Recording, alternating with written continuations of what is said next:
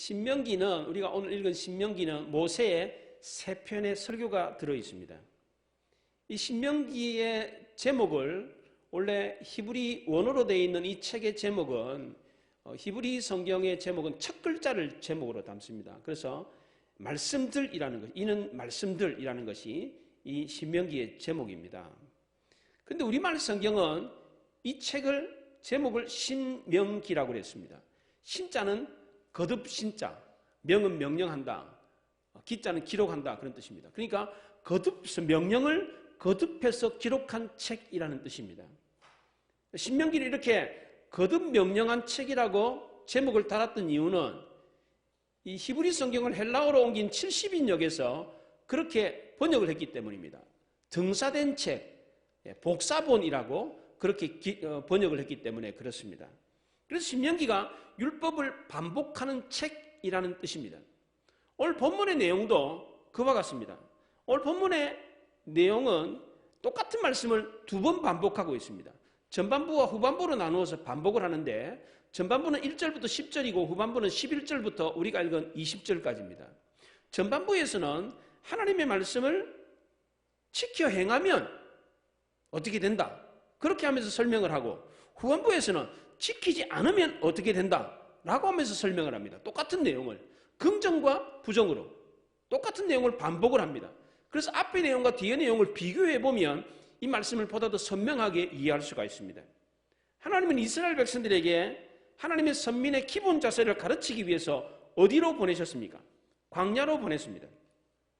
특별히 하나님이 이스라엘 백성들을 광야로 보낸 이유는 광야에 하나님께서 주시고자 하는 것이 있었기 때문입니다. 그것이 무엇입니까? 첫째는 이스라엘을 낮추시고 시험하는 것이었습니다. 2절에 보면 이는 너를 낮추시며 너를 시험하사, 16절에도 이는 다 너를 낮추시며 너를 시험하사, 그렇게 말을 했습니다. 왜 광야로 보내야 낮아집니까? 왜 광야로 가야만이 하나님의 말씀을 지키는지 안 지키는지 알 수 있습니까? 광야는 믿는 것과 아는 것 사이에 충돌이 일어나기 때문입니다. 광야로 나가면 우리의 믿음과 현실이 다르다는 것을 알게 됩니다. 광야는 애국과 가나안 사이에 있습니다. 지금 우리가 신앙생활하고 있는 것을 광야생활이라고 합니다. 그래서 스데반 집사는 사도행전 7장에서 우리의 인생을 광야교회다 그렇게 표현을 했습니다. 여기 광야교회라는 말은 신구약 전체에 딱 한 번 나옵니다. 그러나 이 단어는 대단히 중요한 단어입니다. 한 번 나오지만 그냥 지나쳐서는 안 되는 중요한 의미를 갖고 있습니다. 우리는 다 예수 믿기 전에 애굽에 있었습니다. 세상이 좋아서 살았습니다. 세상이 주는 것이 최고라고 생각했습니다. 세상의 기쁨이 최고인 줄 알았습니다. 이 육신의 정욕, 안목의 정욕, 이생의 자랑에 매여서 살았습니다. 애굽에서 살았던 이스라엘 백성들도 마찬가지였습니다. 하나님은 이런 이스라엘 백성들을 애굽에만 머물러 두게 하시지 않고 가나안 땅으로 가게 하셨습니다. 그런데 애굽에서 가나안 땅을 가려면 어디를 거쳐야 됩니까? 광야를 거쳐야 됩니다.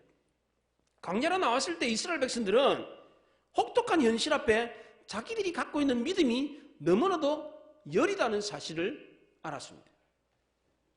당장 눈앞에 나타난 현실은 믿음대로 되지 않았습니다. 가데스 바네에서 12명의 정탐꾼을 보냈을 때 그들이 어떤 보고를 했습니까? 가나안은 풍요롭고 기름진 땅이라고 그랬습니다. 포도송이를 한 송이 들고 왔는데 그 포도 한 송이가 너무 커가지고 장대를 중간에다 끼워가지고 두 사람이 어깨에다 메고 왔어요. 그렇게 가나안이 풍요롭고 기름진 땅이었습니다. 그런데 그 가나안 땅에는 네피림의 후손인 아낙 자손이 살고 있어요. 거인 족속이 살고 있어요. 그걸 보고 다 두려워 떨었습니다.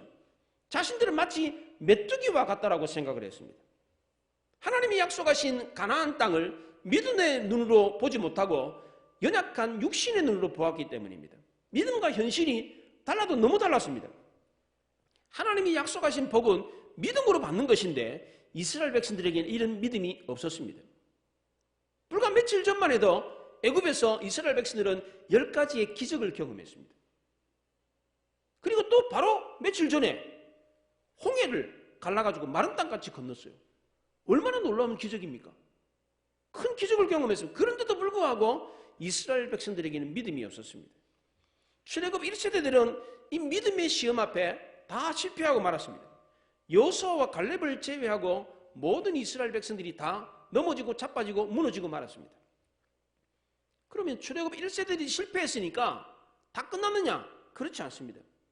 지금 모세가 이 신명기의 설교를 들려주고 있는 것은 출애굽 1세대가 아니라 2세대들입니다. 모세는 가나안 땅에 들어가기 전에 모압 평지에서 출애굽 2세대들에게, 출애굽 광야에서 태어난 세대들에게 지금 말씀을 전하고 있는 것입니다. 너희 조상들은 실패했지만 너희들은 실패하면 안 된다. 다시 기회를 주고 있습니다. 너희 아버지와 할아버지가 하나님의 말씀에 순종하지 않았기 때문에 다 멸망해서 가나안 땅에 들어가지 못하고 광야에 죽었지만 너희들은 제발 그러지 마라. 하나님 말씀에 순종해서 가나안 땅에 들어가라. 그 말을 하고 있는 것입니다. 1세대가 믿음이 없어서 실패한 사건이 불과 3, 40년 전입니다. 지금 2세대들이 그걸 다 봤어요. 똑똑히 보았습니다. 이제 모세는 그 2세대들에게 다시 하나님의 말씀을 증거하면서 그들에게 기회를 주고 있습니다. 과거에 하나님의 말씀을 믿지 못해가지고 불순종해서 딱 끔찍하게 멸망을 했기 때문에 이제 살아남은 그 2세대들에게 다시 그 얘기를 할 때에 모세의 마음은 어떠했겠습니까? 어떤 마음으로 지금 살아남아있는 2세대들에게 말을 전하겠습니까? 너희들도 뭐 망하든지 말든지 뭐 알아서 해라. 뭐 그런 식이겠어요? 지금 말을 듣고 있는 이 사람들의 아버지와 할아버지가 하나님의 말씀을 믿지 않아가지고 불순종해가지고 광야에서 다 죽었어요. 여호수아와 갈렙 두 사람을 제외하고는 몽땅 다 죽었다고. 그걸 불과 3, 40년 전에 경험했어요. 그걸 지금 알고 있는 후손들에게 지금 말씀을 전하는 모세는 어떤 심정이었겠습니까? 신신당부를 하고 있는 겁니다. 반복해서 말하고 또 말하면서 다시 다짐을 하면서 말을 합니다. 지금 모세의 말을 듣고 있는 이 세대들은 어디 있습니까? 애굽에 있습니까? 가나안에 있습니까? 그렇지 않습니다. 여전히 광야에 있습니다. 믿음과 현실이 여전히 다른 상황 가운데 놓여 있습니다. 그들이 있는 광야는 황량하고 쓸쓸한 곳이었습니다. 뭔가 익사이팅하고 재미있고 자극을 주는 그런 곳이 아니었습니다. 광야에서 신앙생활하는 것, 광야 생활은 지금도 지루합니다. 우리가 신앙생활하는 거는 지루하기 그지없습니다. 지금도 예수 안 믿는 사람들은 지금 뭐 단풍놀이다 뭐다 해가지고 공휴일 쉬는 날 되면 다 나가서 놉니다. 예. 재밌게 놀아요. 근데 예수 믿는 사람은 그 지금 쭈그리고 앉아가지고 다 지금 졸려도 지금 앉아가지고 지금 이렇게 예배를 드리고 있어요. 우리가 신앙생활의 이 삶은 세상 사람들이 봤을 때는 정말 지루합니다. 지루함의 연속입니다. 아무런 변화도 없고 매일매일의 삶이 다람쥐 쳇바퀴 도는 것 같습니다. 그래서 내가 기대했던 게 이게 아닌데 예수 믿으면 뭔가 익사이팅하고 뭔가 놀랍고 뭔가 새로운 게 있을 줄 알았는데 예수 믿는 삶이 이게 아무것도 없네. 이거 맨날 똑같고 뭐 이거. 그래서 불신의 밤이 찾아옵니다. 하루하루 1년 365일이 1년이 아니고 40년이었습니다. 이스라엘 백성들은 40년 동안 참고 견디면서 조금씩 낮아지기 시작했습니다.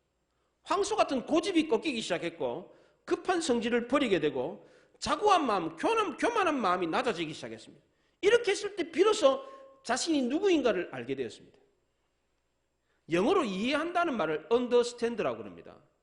아래에 서다가 이해하다는 뜻입니다. 사람은 누군가의 아래에 서게 되면 이해가 됩니다. 자기를 낮추면 자기가 이해가 되고 남이 이해가 됩니다. 하나님이 이스라엘 백성들을 낮추기 위해서 어디로 보내셨습니까? 광야로 보냈습니다. 또한 하나님이 이스라엘 백성들을 광야로 보낸 이유는 만나인 말씀을 주기 위함입니다. 13절에 너를 낮추시며 너를 줄이게 하시며 너도 알지 못하며 조상들도 알지 못하는 만나를 먹이신 것은 사람은 떡으로만 사는 게 아니고 하나님의 입에서 나오는 모든 말씀으로 사는 줄 알게 하기 위함이다. 만나를 먹인 것은 인간은 말씀으로 사는 존재라는 것을 알게 하기 위해서다. 만나가 곧 말씀이다 그랬습니다. 이거를 16절에서는 만나가 곧 복이다 그렇게 말합니다. 16절에 보시면 내 조상들도 알지 못하던 만나를 광야에서 내게 먹이셨나니 이는 다 너를 낮추시며 너를 시험하사 마침내 내게 뭐를? 복을 주려 하심이었느니라 그랬어요. 하나님이 광야에 줬던 만나 그게 곧 말씀이었고 그 말씀이 결국은 뭐라는 겁니까? 복이라는 겁니다. 만나 이퀄 말씀 이퀄 복이라는 것입니다. 이 복이 무엇입니까? 성경에 하나님이 인간에게 복을 주었다는 말이 제일 처음 나오는 구절이 창세기 1장 28절입니다. 하나님이 그들에게 복을 주시며 그들에게 이르시되 생육하고 번성하여 땅에 충만하라 땅을 정복하라 라고 하면서 인간에게 복을 주었습니다. 하나님이 에덴 동산을 만들고 난 뒤에 아담과 하와를 에덴 동산에 보낼 때에 그냥 보내지 않으셨습니다. 하나님이 만든 에덴 동산은 완벽한 동산이었습니다. 없는 게 없었어요. 필요한 게 다 있었습니다. 그런데도 불구하고 아담과 하와를 에덴 동산에 보낼 때 그냥 보내지 않고 그 손에 뭘 쥐어줘서 보냈어요. 그게 뭡니까? 복을 줘서 보냈습니다. 하나님이 인간을 노아 홍수로 다 멸망시키고 난 뒤에 방주의 문을 열고 노아의 가족들이 세상으로 딱 나갈 때도 그냥 내보내지 않고 깨끗해졌잖아요. 완전히 정화가 됐잖아요. 근데 또 내보낼 때 하나님이 복을 주시며 노아의 방주의 문을 열고 노아의 가족을 세상으로 내보냈습니다. 왜 그렇습니까? 이 복이라는 것은 하나님이 우리에게 주는 이 복은 다른 여타 종교가 말하는 복과는 전혀 다릅니다. 기복신앙이라고 그럽니다. 복을 구하는 신앙, 구복신앙이라고 하기도 하고요. 기독교도 기복신앙입니다. 복을 구합니다. 그런데 기독교가 구하는 복과 여타 다른 종교가 구하는 복은 차원이 다릅니다. 다른 종교에서 구하는 복은 있어도 그만 없어도 그만입니다. 있으면 더 좋은 겁니다. 그러나 우리 기독교인들이 구하는 복은 없으면 안 되는 거예요. 이 복은 생내적으로 본질적으로 갖고 있어야 되는 복이, 이거는 없으면 큰일 나요. 아담과 하와를 에덴 동산에 보낼 때에 하나님이 복을 줘서 보냈던 것은 그 복이 없으면 에덴 동산에 살 수가 없었기 때문이에요. 노아의 가족을 새로운 땅에 새로운 신세계에 보낼 때에 복을 줘서 보냈던 것은 그 복이 없으면 새로운 땅에 살 수가 없었기 때문이에요. 세상 사람들이 구하는, 다른 종교가 구하는 복은 있으면 더 좋은 거예요. 없으면 좀 아쉽지만 그런 복이에요. 그러나 기독교인들이 구하는 복은 그런 복이 아니면, 없으면 안 되는 복이에요. 하나님이 복 주시지 않으면 우리는 살 수가 없습니다. 이런 복을 말하는 거예요. 그러니까 기독교가 구하는 기복이 더 강한 거예요. 더 강한 기복신앙을 가지고 있어요, 우리는. 근데 그 복 자체가 틀려요. 이 복은 어디에서 주신다는 겁니까? 하나님이 마침내 복을 준다고 했는데 그 복을 어디서 주는 겁니까? 광야에서 주는 겁니다. 이 광야라는 말을 히브리어로 미드바르라고 그럽니다. 이 미라는 말은 어디 장소라는 뜻이고, 따바르라는 말은 말씀이라는 뜻입니다. 말씀이 임하는 장소가 바로 광야라는 뜻입니다. 왜 광야입니까? 하나님은 왜 광야에서 말씀, 만나 이 복을 주셨습니까? 사람들은 광야가 아니고서는 하나님의 말씀을 듣지 않기 때문에 그렇습니다. 광야라고 하는 고통과 어려움을 만나봐야 비로소 하나님의 말씀을 듣기 때문에 그렇습니다. 그래서 이스라엘 백성들이 40년 동안 유리 방황하면서 이렇게 40년을 이렇게 뺑글뺑글 돌았잖아요. 그 지명들을 성경에 일일이 기록을 하고 있는데 유독 광야라는 말이 엄청나게 많이 나옵니다. 이 광야라는 말은 곧 사막이라는 뜻이에요. 이 광야라는 말이 여기저기에 너무너무 많이 나와요. 신광야, 시내광야, 바람광야, 친광야, 수르광야, 에담광야, 마온광야, 광야. 이스라엘 백성들이 거쳐갔던 것은 계속된 광야였습니다. 신약 성경에 나오는 세례 요한과 예수님도 이 광야에서 하나님과 대화하고 기도했습니다. 왜 하나님은 이처럼 광야에서 말씀을 하십니까? 왜 사람들은 광야에서만 하나님의 말씀을 듣습니까? 광야가 사람을 낮추기 때문입니다. 그래서 광야에 있을 때 비로소 사람들은 하나님의 말씀에 귀를 기울입니다. 이런 하나님의 광야로 보내는 분명한 이유와 목적이 있었는데 사람들은 이 광야를 어떻게 생각했습니까? 광야는 물이 없고 쉴 곳도 없고 황량한 곳이라고 불평을 했습니다. 그도 그럴 것이 이 광야가 한 번 광야가 아니고 끝없는 광야예요. 그것도 뭐 하루 이틀도 아니고 몇 년도 아니고 수십 년, 40년 동안 광야예요. 걸어도 계속해서 광야예요. 그러니까 불평할 만도 하지요. 여러분 같으면 불평 안 하시겠어요? 광야를 걷는데 40년을 광야를 걸어요. 광야를 지났어요. 또 광야예요. 또 광야예요. 불평할 만도 하지요. 그럼 하나님은 불평하는 것을 인정해 줬습니까? 그렇지 않습니다. 그럼에도 불구하고 불평은 안 된다는 것입니다. 불평을 한두 번 하게 되면 습관이 됩니다. 아무것도 아닌 것들 가지고도 불평을 합니다. 근데 불평하지 않는 사람은 어지간해가지고는 불평 안 합니다. 불평도 습관이에요. 이스라엘 백성들은 습관적으로 불평을 했어요. 물이 없다고, 더우면 덥다고, 추우면 춥다고, 먹는 만나가 맛이 없다고, 이래도 불평 저래도 불평, 늘 불평이었습니다. 또 하나 이스라엘 백성들이 이 만나를 어떻게 생각했습니까? 광야에 줬던 그 만나를 처음에는 야 이게 뭐야? 놀라움과 감탄을 금하지 못했습니다. 이 만나라는 게 뭐 정확한 뜻은 모릅니다만 이게 무엇이냐라는 뜻으로 해석을 합니다. 처음에 이 만나를 받았을 때 무슨 이런 것을 다 주십니까? 감사와 감격으로 대했습니다. 근데 나중에는 이 만나가 뭐가 됐습니까? 이게 뭐야? 처음에는 웬 떡이야? 근데 나중에는 웬 쓰레기야? 웬 스팸이야? 이렇게 바뀌어버렸어요. 하나님이 주신 가장 좋은 것을 가장 천한 것으로 바꿔버렸습니다. 도대체 이스라엘 백성들이 광야에 있으면서 얼마나 불평을 했으면 온 지면의 사람들 가운데 모세만큼 온유한 사람이 없다 그랬는데 모세조차도 두 손 두 발 다 들었겠습니까? 모세는 화를 안 내는 사람이라고 그랬어요. 모세만큼 화 안 내는 사람이 없다 그랬어요. 그런데 모세조차도 화를 내고 두 손 두 발 다 들었어요. 심지어 오래 참으신 하나님도 두 손 두 발 다 들었어요. 도대체 이스라엘 백성들이 얼마나 불평과 불만을 많이 했으면 그랬겠습니까? 왜 이렇게 이스라엘 백성들이 불평과 불만을 많이 했습니까? 첫째는 교만했기 때문입니다. 14절에 보면 내 마음이 교만하여 내 하나님 여호와를 잊어버릴까 염려하노라.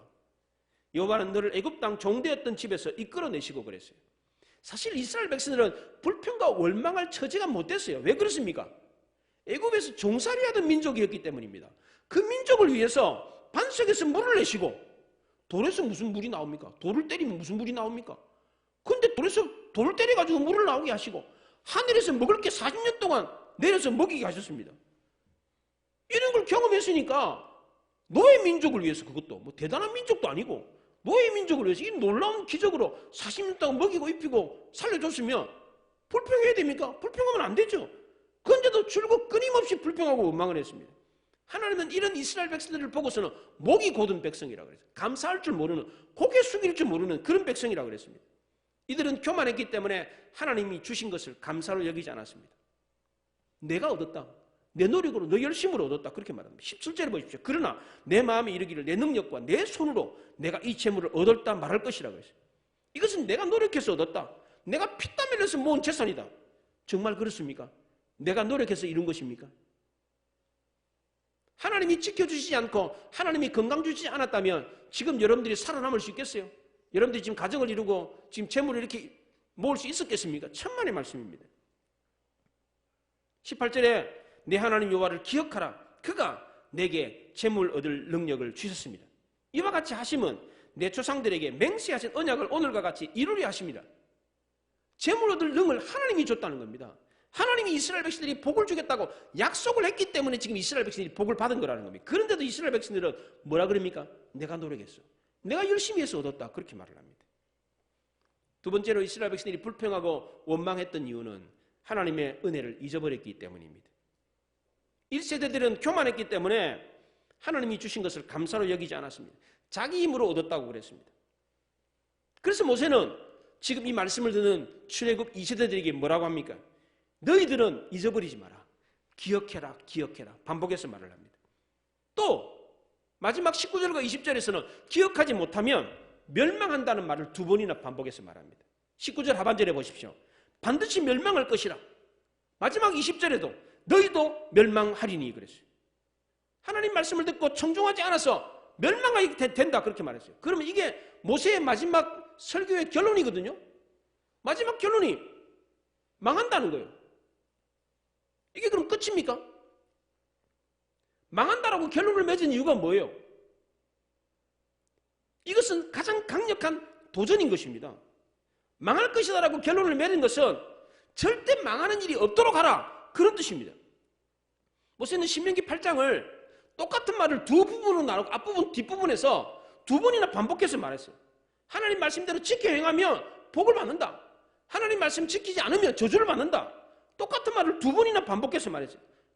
좀 순서를 바꾸면 안 됩니까? 처음에는 지키지 않으면 저주받는다, 나중에 가서 지키면 복받는다, 이렇게 말하면 좀 좋겠어요? 그렇잖아요.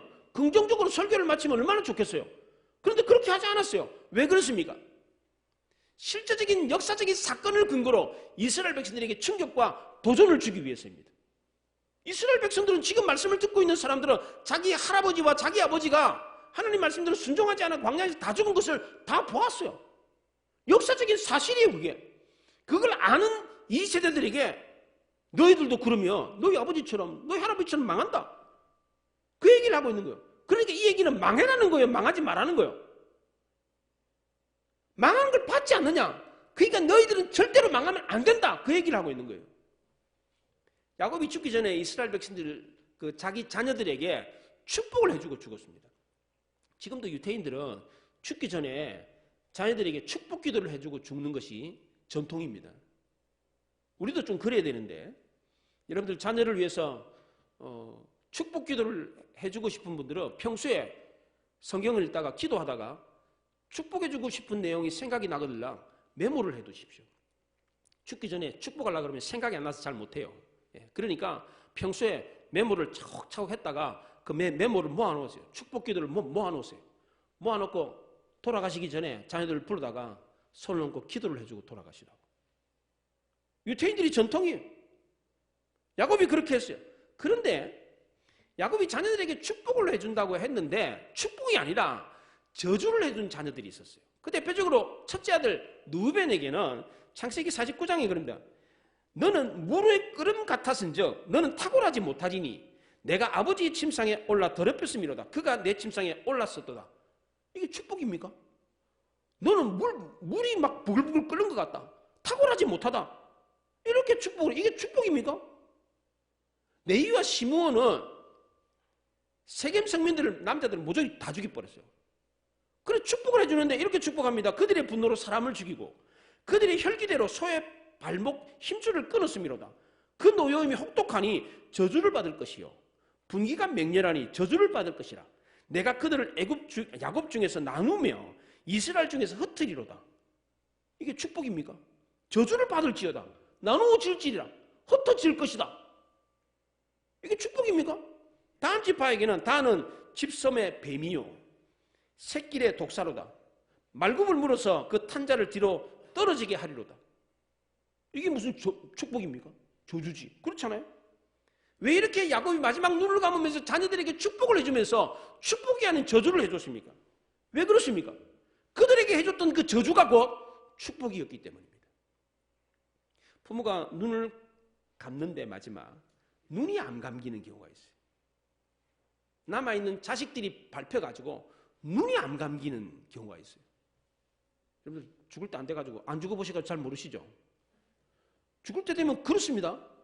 자녀들을 두고 눈을 감아야 되는데 눈을 못 감는 부모가 있어요. 자식이 눈에 밟혀가지고. 잘 되는 자식들 두고 갈 때는요 그냥 스르르 눈이 감겨요. 근데 못 되는 자식을 남겨두고 갈 때는요 병들고 어려움 당하고 지지리도 못 살고 이리 치이고 저리 치이면서 갈수당하고 어려움 당하는 자녀를 남겨두고 눈을 감아야 되는 부모는요 그 자식이 눈에 밟혀가지고 눈이 안 감겨요. 왜 그렇습니까? 그 자식에 대한 염려 때문에 그렇습니다. 부모의 자식 사랑은 죽을 때까지가 아니에요. 죽고 난 뒤에도 그치지가 않아요. 그래서 죽기 전에 눈을 마지막 감기 전에 부모가 자식에게 해주는 그 마지막 한마디는 어떤 말입니까? 가장 강력한 말입니다. 가장 애절한 절규의 말입니다. 그게 뭡니까? 모세는 지금 뭐라고 말합니까? 그렇게 살면 망한다 그렇게 말합니다. 제가 어린 시절에 저는 부모님들한테 험악한 욕을 많이 들었어요. 쇠가 만발이나 빠져 죽을 놈 이런 욕들을 들었어요. 여러분 그런 욕 안 들으셨나? 빌어먹을 놈, 뒤로 자빠져도 코가 깨질 놈 뭐 이런 욕들을 들었다고요. 이게 저주입니까? 너 그렇게 살다가는 쇠가 만발이 빠져가지고 죽는다 이놈아. 너 망한다 이놈아. 이렇게 말을 하셨어요. 예, 이게 저주입니까? 그렇게 살면 망한다. 오늘 결론도 그래요. 그렇게 살면 반드시 멸망할 것이라. 너희도 멸망하리라. 이게 저주입니까? 저주가 아닙니다. 아주 강력한 축복의 말입니다. 출애굽 2세대들은 1세대가 교만해가지고 하나님의 말씀을 듣지 않고 불평하고 원망하다가 멸망하는 것을 똑똑히 보았습니다. 지금 모세가 하는 이 설교를 듣고 있는 이 세대들은 모세가 하는 설교가 틀린 말이 하나도 없다는 것을 알고 있었습니다. 왜? 자기네들이 보았기 때문입니다. 그 말을 부정할 수가 없었어요. 모세가 반복해서 들려주시는 하나님의 말씀을 정확하게 기억하고 있었습니다. 그래서 모세를 통해서 들려주신 이 하나님의 말씀을 듣고 순종했습니다. 그래서 가나안 땅에 들어갔습니다. 그런데 문제는 그 다음이었습니다. 세월이 지나는 동안 하나님이 들려주셨던 그 말씀이 흐려지기 시작했습니다. 한 세대 한 세대를 거치면서 그 말씀을 모세를 통해서 하나님이 들려주셨던 그 말씀을 전수를 해야 되는데, 전달을 해야 되는데 그 말씀이 흐지부지 되기 시작했습니다. 말씀이 제대로 전달이 되지 않았습니다. 과거에 모세가 했던 염려가 현실이 됐습니다. 14절에 보면 내 마음이 교만하여 내 하나님 여호와를 잊어버릴까 염려하노라 그랬거든요. 17절에서는 그러나 내 마음이 이르기를 내 능력과 내 손의 힘으로 내가 이 재물을 얻었다 말할 것이다. 이게 염려가 된다. 그렇게 말을 했거든요. 근데 그게 현실이 됐어요. 남유다 왕정시대에 요시야 왕 때에 성전에서 제사장이 성전 그 연복궤를 만지다가 두루마리 성경책을 발견했습니다. 대제사장 hil기야가 성전 수리를 위해서 성전 그 뒤에 그 입구에 있는 성전 입구의 그 구석에 놓여 있는 그 연복궤를 열어서 그 성전 수리를 하려고 연복궤를 이렇게 만졌는데 그 구석에 두루마리 성경이 있는 것을 발견을 해냈습니다. 그 성경을 보니까 모세오경이었습니다. 찾자마자 서기관 사반을 불러가지고 그 성경을 읽으라고 그랬습니다. 그 성전에 있는 귀족들과 그 고관 대작들이 있는 왕이 있는 그곳에서 성경을 읽었는데 모든 사람들이 다 깜짝 놀랐습니다. 왜 그랬습니까? 놀라운 말씀이 거기에 기록되어 있었기 때문입니다. 왜 그동안 나라가 이렇게 어려웠는지 그 이유를 알게 되었기 때문입니다. 요시야 왕은 그 얘기를 듣고서는 그 말씀을 듣고서 옷을 찢었습니다. 참으로 통탄할 일이로다. 우리가 하나님의 말씀을 지키지 않아가지고 하나님의 진노를 받아가 이렇게 어려움을 당했구나.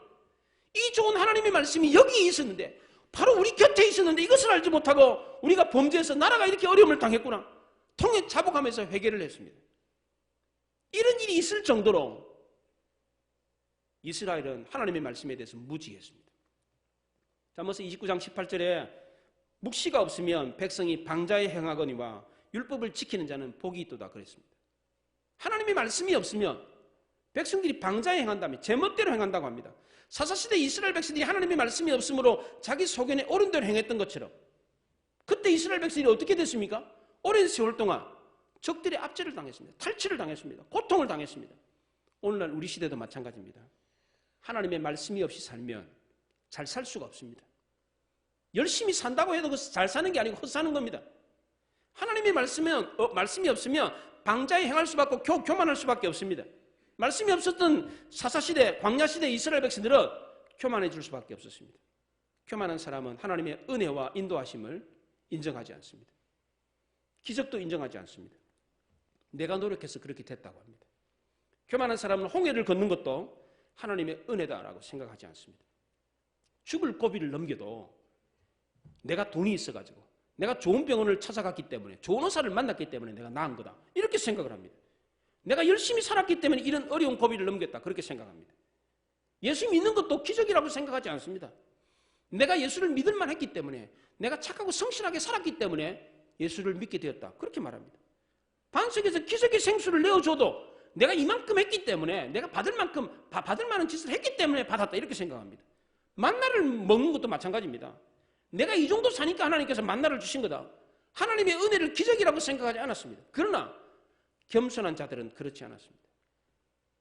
모든 것이 다 하나님의 은혜라고 생각했습니다. 내가 열심히 했고 내가 최선을 다했지만 내가 했다고 말하지 않고 하나님이 다 주신 것이다라고 말을 했습니다. 출애굽 시켜주신 것도 기적이고 반석에서 생수를 내어주신 것도 기적이었고 하늘에서 만나를 주신 것도 기적이었습니다. 내가 가정을 이룬 것도 기적이고 자녀를 갖게 된 것도 기적이고 내 재능과 물질을 얻은 것도 기적이고 이 어려운 때에 직장생활하면서 하루하루 죽지 않고 굶어 죽지 않고 살아남은 것도 다 기적이라고 말합니다. 이것을 깨닫는 사람들에게 하나님이 마침내 주시는 것이 있습니다. 그것이 무엇입니까? 바로 복입니다. 16절 하반절에 마침내 내게 복을 주려 하심이었느니라 그랬습니다. 이 복은 광야를 통해 겸손하고 낮아져서 하나님의 인도하심과 하나님의 은혜를 알고 하나님의 말씀을 기억하는 사람이 받을 수 있습니다. 유다왕 요시야가 왜 옷을 찢었습니까? 이 놀라운 축복의 말씀이 여기 있었는데도 우리는 그동안 이것을 몰랐구나라고 하는 안타까움이 있었기 때문입니다. 우리에게도 이런 안타까움과 갈급함이 있어야 되는 것입니다. 이런 사람에게 하나님이 마침내 복을 주시는 것입니다. 하나님은 이런 사람들에게 말씀을 통해서 복을 주십니다. 성경에 나오는 복은 다 말씀을 통해서 주시는 복입니다. 그래서 만나가 곧 말씀이고 말씀이 곧 복이라고 말하는 것입니다. 오늘날도 하나님은 말씀을 통해서 우리에게 복을 주고 계십니다. 오늘 이 자리는 하나님의 말씀이 선포되는 이 자리는 어떤 자리입니까? 복 받는 자리입니다. 맞습니까? 하나님의 말씀을 통해서 복을 주실 때 우리가 어디에 있어야 합니까? 광야에 있어야 됩니다. 왜? 하나님의 말씀을 어디에서 줬습니까? 광야에서 줬기 때문입니다. 이스라엘 백성들은 광야를 지나서 가나안 땅에 들어갔을 때는 하나님의 말씀을 잊어버렸습니다. 모든 것이 풍족하고 안정되어 있었을 때는 하나님을 의지하지 않고 세상을 의탁하며 살았습니다. 이제는 하나님이 필수가 아니고 선택이 돼버렸습니다. 있어도 그만, 없어도 그만입니다. 여러분, 아마추어하고 프로는 현격한 차이가 난다는 거 아십니까? 왜 그렇습니까? 아마추어는 취미로 합니다. 그러나 프로는 생업을 위해서 하는 겁니다. 그래서 아마추어는 경기를 하다가 이겨도 그만, 져도 그만입니다. 그러나 프로 선수들은 반드시 이겨야 돼요. 지면 어떻게 돼요? 생업이 문제가 생깁니다. 직장에서 잘릴 수가 있어요. 그래서 프로 선수들은 운동을 해도 죽을 똥 살 똥 합니다. 있는 힘 다해서 합니다. 누가 하라고 해서 하는 게 아니고 시키지도 않아도 막 열심히 운동을 합니다. 말씀을 읽을 때도 마찬가지입니다. 아마추어 프로가 다릅니다. 제가 제 동기 중에 양영자 탁구 선수 양영자 남편이 있어요. 며칠 전에 우리 교회 와가지고 제가 만났는데 양영자 사모하고 저희 목사 동기들 중에 탁구 잘 치는 목사들하고 게임을 했어요. 탁구 게임을 한 적이 있어요. 그 양영자 사모는 뭐 공격도 안 해. 뒤에 서가지고 툭툭 치면서 이렇게 수비만 해요. 근데 목사들이 탁구 잘 치는 분들이 굉장히 많거든요. 아무리 때려도요, 다 받아내요, 다. 이게 프로하고 아마추어의 차이예요. 엄청난 차이예요. 아마추어들 중에 굉장히 잘 치는 사람, 날고 기는 사람도요, 프로 앞에서는 아무것도 아니에요. 아무리 쳐도 다 받아내요. 야, 진짜 다르더라고요. 제가 대학 때 학교에 체육과 학생들이 있었어요. 뭐 씨름하는 애들이나 유도하는 애들. 제가 그래요. 야, 너 윗몸 일으키기 몇 개 하냐? 그래, 야, 형님, 우리는요, 하루 종일 합니다, 하루 종일. 배가 고파서 못하지, 뭐, 하루 종일 합니다. 그러더라고요. 윗몸 일으키기 보통 뭐, 한 50개, 60개 하면 배가 땡겨가지고 못해요. 그러거든요. 한 5분, 10분 하면요, 배가 아파가지고 못합니다. 그런데, 진짜 운동을 프로로 하는 친구들은요, 하루 종일 합니다. 그게 거짓말이 아니에요. 턱걸이 있잖아요, 턱걸이. 우리는 한 두세 개 하면 힘이 빠져가지고 하지도 못해요. 그런데 운동선수들은요, 하루 종일 합니다, 이거. 거짓말이 아니에요, 진짜요, 이게. 완전히 다릅니다, 완전히 이게. 프로하고 아마추어는 현격한 차이가 납니다. 우리가 성경을 읽을 때도 그래요. 현격한 수준 차이가 있어요. 성경을 읽으면 하나님의 말씀이 살아있고 역사하는 말씀이라고 다가와야 되는데 그렇게 안 느껴지는 경우가 많아요. 하나님 말씀 읽어도 이게 무슨 뜻인지 모르겠어. 맹숭맹숭해 그냥. 밋밋해요. 왜 그렇습니까? 죽을 똥 살 똥 매달리지 않기 때문입니다. 은혜 주시면 받고 안 주시면 안 받으면 되지 뭐. 이런 식이에요. 가나안에 있을 때 이스라엘 백성들은 하나님의 말씀을 통해 주시는 은혜를 받으면 좋고 안 받으면 그만이었습니다. 죽기 살기로 말씀에 매달리지 않았습니다. 그러니까 말씀을 통해 주신 능력과 은혜와 복을 받을 수가 없었어요. 그러니까 말씀을 받아도 밋밋하니까 뭐 아무것도 없으니까 말씀에 대한 관심이 사라진 겁니다. 오랜 기간 동안 말씀이 없어도 말씀을 찾는 사람이 없었던 거예요. 왜? 말씀이 필요가 없으니까. 말씀을 봐도 뭐 얻는 것도 없고 뭐 능력도 없고 은혜도 없고 복도 없으니까 있으나만 하지 뭐. 근데 광야에 있을 때는 달랐다는 겁니다. 말씀이 없으면 단 하루도 살 수가 없었어요. 하늘에서 내리는 만나 그 말씀이 하루라도 안 내리면 배고파서 견딜 수가 없었어요. 말씀이 없으면 물이 어디 있는지 찾을 수가 없었어요. 그렇잖아요. 이게 바로 복이었다는 것입니다. 매일매일마다 하나님의 임재를 느끼며 하나님과 동행하는 것, 이것이 바로 복이었다는 것입니다.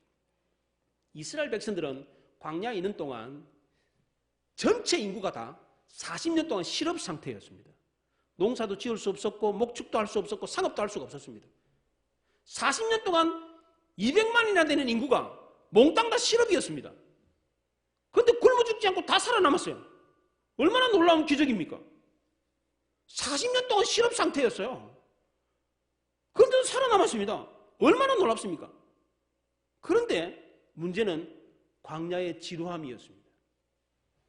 오늘 4절에 보면 이 40년 동안 내 의복이 헤어지지 아니하였고 내 발이 부르트지 아니하였느니라 그랬어요. 40년 동안 옷을 입었는데 옷이 헤어지질 않았어요. 옷이 떨어지질 않았어요. 신발을 40년 신었는데 닳지를 않았어요. 만나를 40년 동안 먹었어요. 튀기도 먹고 볶아도 먹고 찢어도 먹고 꼬화도 먹고 먹었는데 만나만 먹었어요. 여자분들 원피스 한 벌 가지고 40년 입어라 그러면 입으시겠어요? 신발 하나 가지고 40년 신으라 그러면 신으시겠어요? 못하지. 견디시겠어요? 그렇잖아요. 예. 우리 최충길 권사님, 원피스 하나 가지고 40년 입으라 그러면 입으시겠어요? 못 입어요, 못 입어. 그 지루함을 어떻게 견뎌요? 못 견딥니다. 이게 문제였다는 겁니다, 이게. 우리는 변화를 원하고 새로운 것을 원하는데 하나님은 그렇지 않으세요. 그거 관심이 없어요. 왜 이렇게 지루하게 우리를 인도하십니까? 오로지 하나님 한 분만 사랑하라고. 여러분들 연애해 보셨습니까? 연애할 때 남자가 만나가지고 뭘 먹든지 뭘 보든지 관계가 없어. 그렇잖아요. 사랑하는 그녀가, 사랑하는 그가 내 옆에 있기만 하면 돼. 그렇잖아요. 맛있는 거 먹어야 되나? 좋은 데 가야 되나? 좋은 데 안 가도 돼. 그냥 길거리만 그냥 걸어만 다녀도 행복해요. 그렇잖아요. 연애할 때 먹고 입는 게 별로 중요하지 않아요. 사랑하는 그가 있으면 그것으로 만족하는 겁니다. 이게 바로 하나님이 주시는 복이라는 겁니다. 이게 바로 광야에서 내님이신 하나님 한 분만 사랑하고 하나님만 동행하는 것, 이게 바로 신앙생활이라는 것입니다. 이게 바로 마침내 하나님이 우리에게 주고자 하는 복이었다는 것입니다.